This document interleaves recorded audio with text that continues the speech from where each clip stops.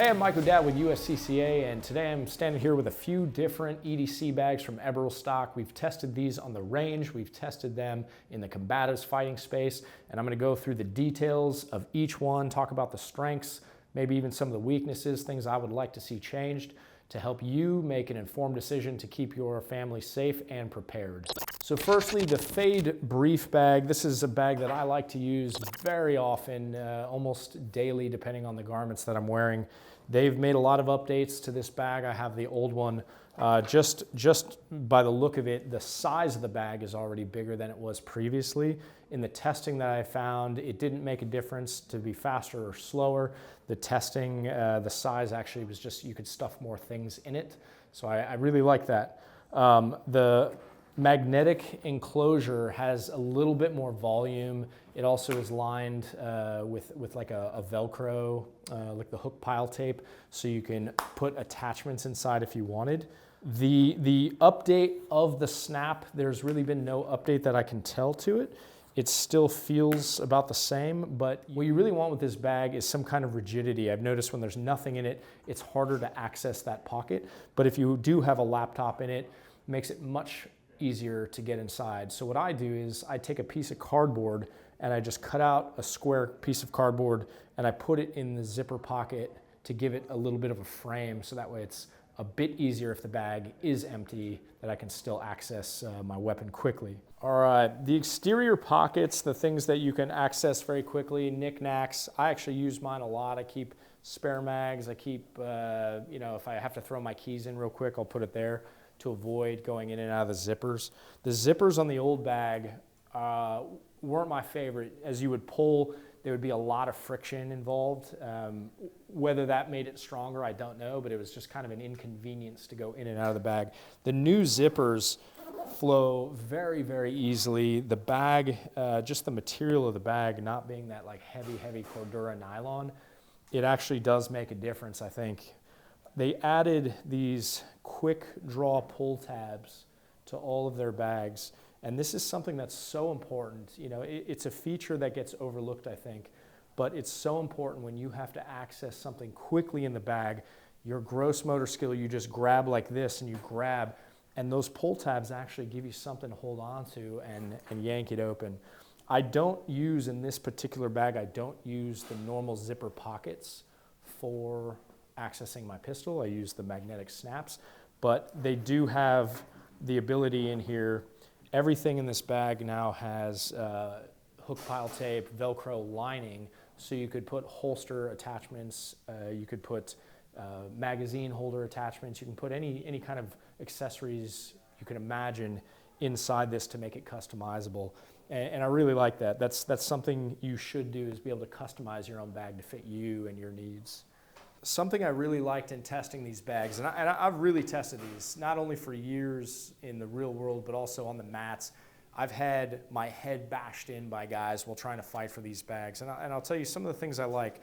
This strap actually is anchored by heavy duty metal and nylon, and there's a new update to this bag that has a fully metal swivel.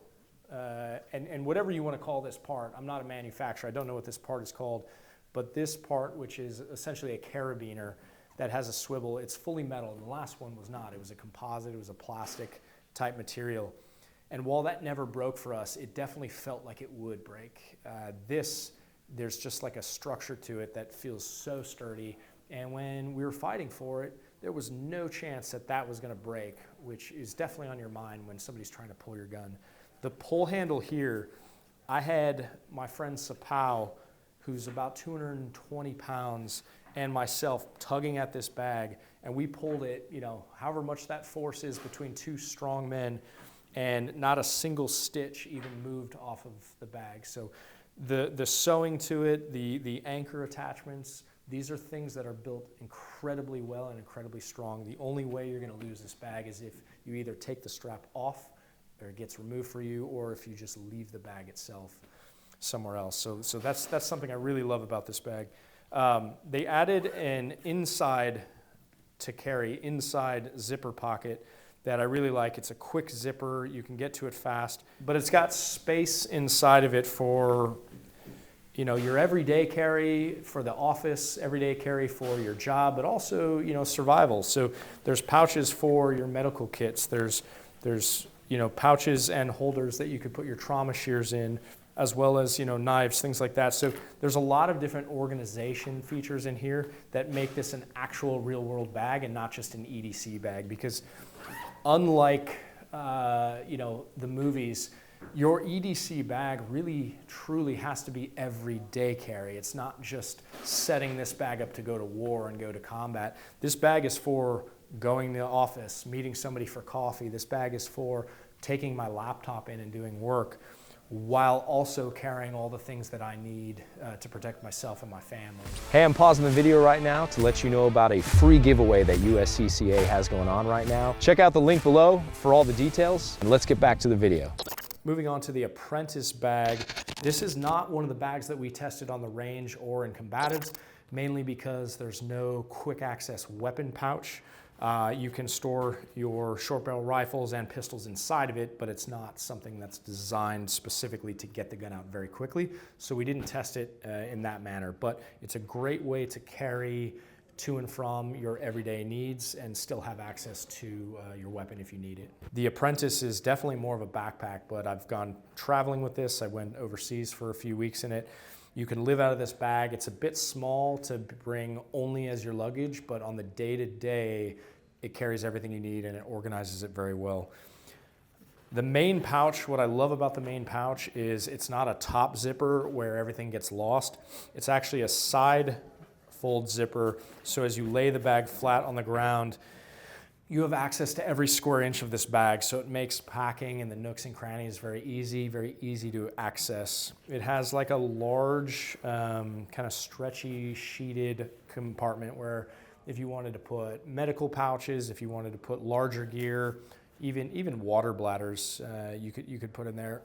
But it's kind of a catch-all, whatever you wanted to put, a big main compartment storage. The wing has a couple pouches inside that you can organize even further inside. Very, very nice for such a small backpack.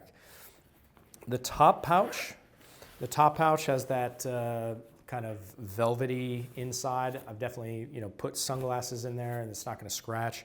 You can store quite a bit. Actually, you can take a Glock. This is a Glock 19. You can stick this gun completely inside of it and it zips shut on the first try and it holds it perfectly in place. So I actually have carried concealed with this backpack. It's not as fast to access as maybe some of the other ones because you are having it on your back, but it's a place you can carry and it's going to be the same grab every single time. I know it wouldn't fit a full size, but anything with a compact size handle will definitely fit in here. And then lastly, I don't know if you want to call this the main pouch, but the giant full-length pouch that loads from the top here, we have been able to put in a full-size micro Roni or other short barrel rifle, folding the stock, and it goes down very easily. If I extended the stock completely out, it would still hang out just a little bit in there. It's not a massive pack, but anything that's collapsible buttstock, I can stick inside this pouch. And now I've got essentially a mini rifle or short barrel rifle inside this little bag. So for people who work overseas, people who work in security or policing roles, this is a great bag because it's low vis, blends in, there's no cordura, there's no MOLLE attachments. It doesn't scream, hey, I'm an operator, or hey, I'm a police officer, and I really like that about this bag. Lastly, there's two features that are really cool that I haven't seen in a lot of other backpacks, and that's the water bottle holders. So you see normally the exterior of a bag has these little mesh pouches, you stick an Nalgene or a water bottle.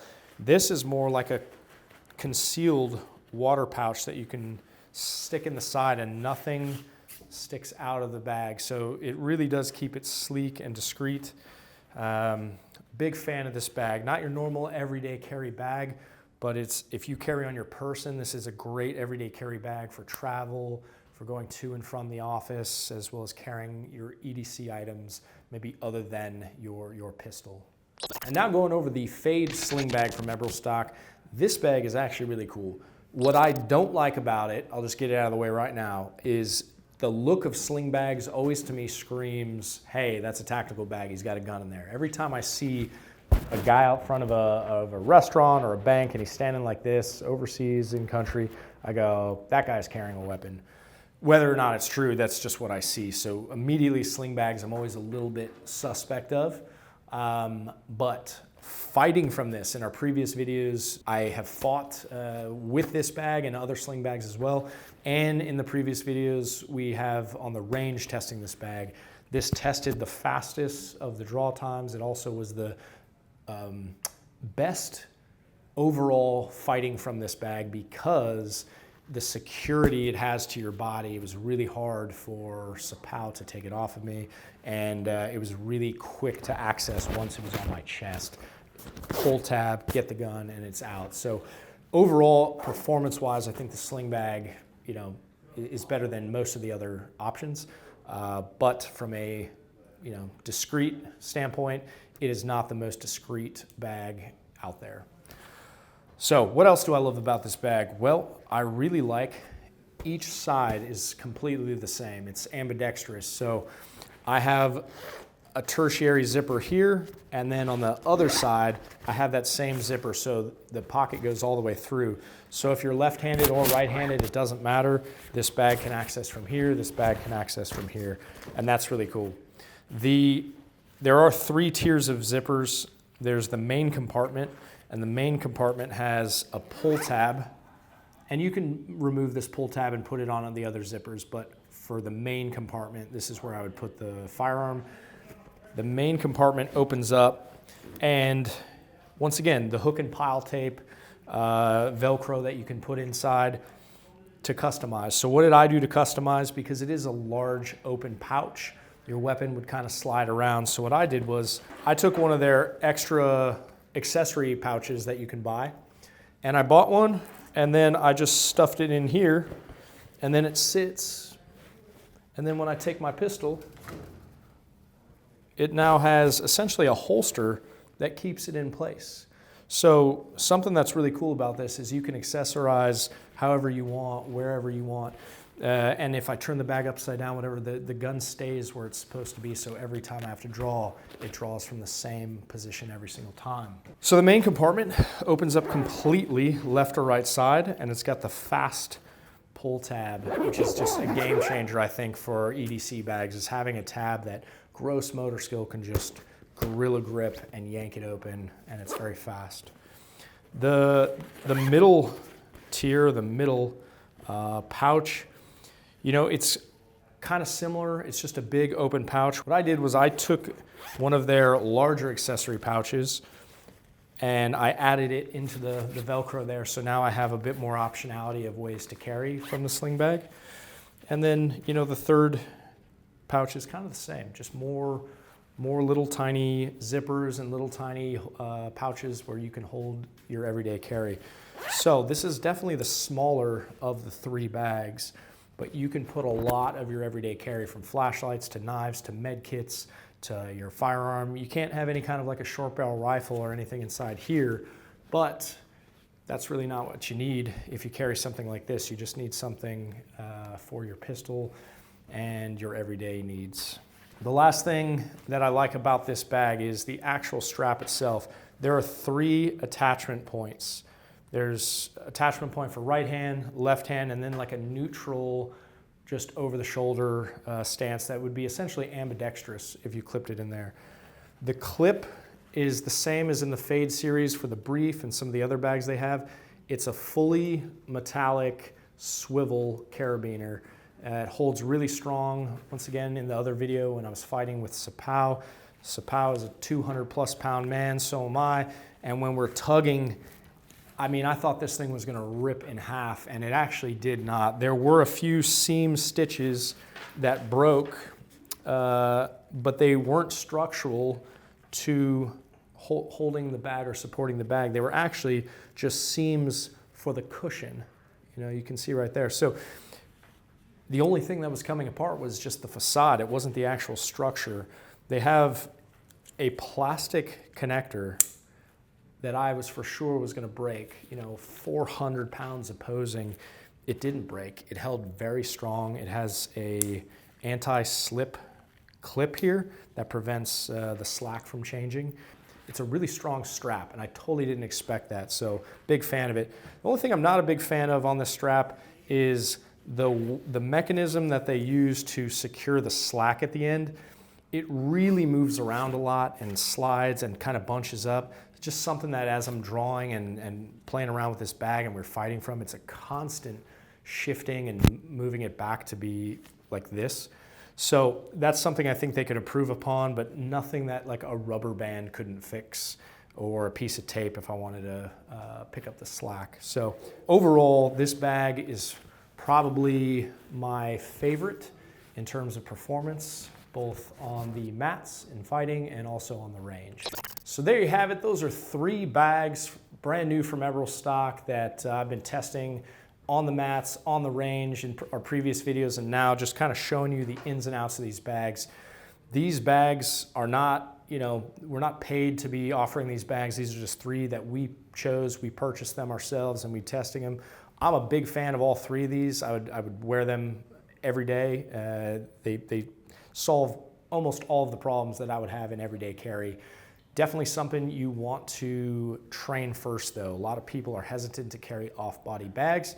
Understandably, if you don't train to fight, it's something where you're carrying your gun away from your body and you may have to fight for that bag or for that gun in some kind of an ambush, something where people are too close to you. But you also need to train it on the range, training the draw times, training how fast you can get the weapon out.